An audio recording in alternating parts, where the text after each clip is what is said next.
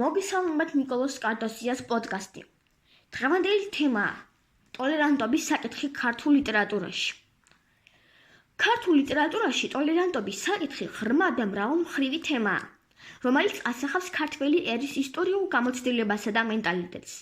შუა საუკუნეებიდან მოყოლებული თანამედროვეობამდე ლიტერატურა ყოველთვის იყო ის სივრცე, სადაც განსხვავებული შეხედულებები, წმენები და სოციალური ჯგუფები ერთმანეთს ხვდებოდნენ, უპირისპირდებოდნენ და საბოლოოდ თანაარსებობის გზებს პოულობდნენ.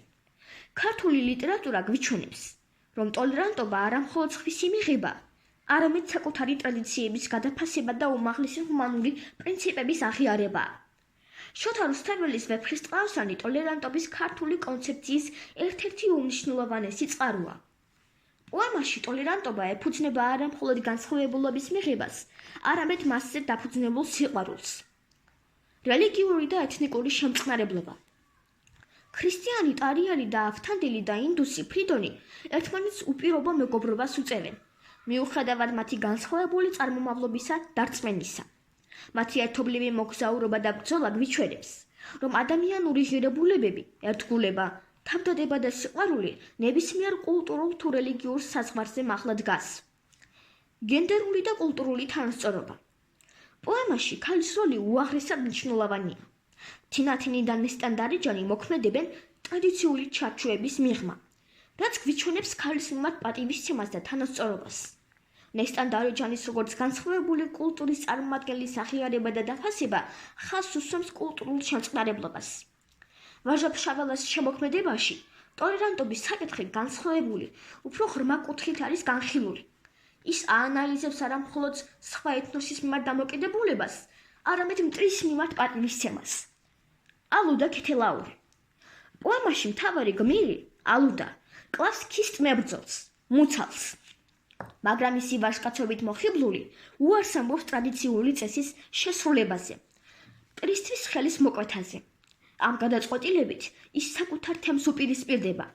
ვაჟა-ფშაველა გვასწავლის, რომ ნამდვილი ვაჟკაცობა მტრის განადგურებაში კი არა, მის პატივისცემაშია.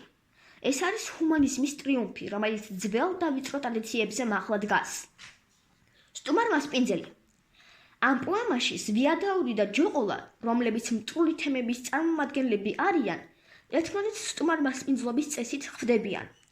მიუხედავად მათი დაპირისპირებისა, ისინი პატივისცემენ ერთმანეთის წესებსა და ვაჟკაცობას. ეს ნაწარმოები ხაზს უსვამს, რომ ადამიანური ღირსება და წესრიგი ყოველგვარ ეთნიკურ შუღლზე მაღლა დგას. ილია ჭავჭავაძე, როგორც ეროვნული მოძრაობის ლიდერი, ქმნიდა ეროვნულ იდენტობას, რომელიც არ გულისხმობდა სხვის დაჩაგვრას. პირიქით, მისი იდეები ეფუძნებოდა შემწყნარებლობას. კაცია ადამიანი.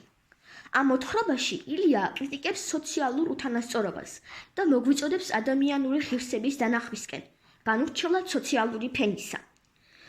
დამოკიდებულება უმცირესობების მიმართ. ილია ხშირად ამბობდა, რომ ყველა ქართველია, ვინც საქართველოსთვის იბრძვის, რითაც გულისხმობდა, რომ ეროვნული კუთვნილება წმენასა და წარმოშობაზე მაღლა დგას. ის მოუწოდებდა თანაარსებობისა და თანამშრომლობისკენ ეროვნული უმცირესობების წარმომადგენლებთან. მე-20 საუკუნის შემდეგ ქართულ ლიტერატურაში უფრო მეტად აისახება სოციალური და კულტურული ტოლერანტობის პრობლემები. მიხეილ ჯავახიშვილი. მის ნაწარმოებებში, მაგალითად ჯაყოს ხიზნებში, ხვდებით მდიდარი და ღარიბი, სოფლელი და ქალაქელი ადამიანების რთულ ურთიერთობებს. ჯავახიშვილი გვიჩვენებს, რომ სოციალური უთანასწორობა ხშირად იწვევს ადამიანურ დრამებს და კონფლიქტებს. თანამედროვე ავტორები, როგორებიც არიან ლაშა ბუღაძე და ზაზა ბურჭულაძე, წერენ ახალი ტიპის ტოლერანტობის გამოწვევებზე. ისინი ეხებიან გენდერული თანასწორობის, მიგრანტებისა და ლტოლვილების პრობლემებს. მათი ნაწარმოებები ხშირად პროვოკაციულია და მიზნად ისახავს საზოგადოების თვალის ახირებას და გაუცხოების პრობლემების დაძლევას. დასკვნა.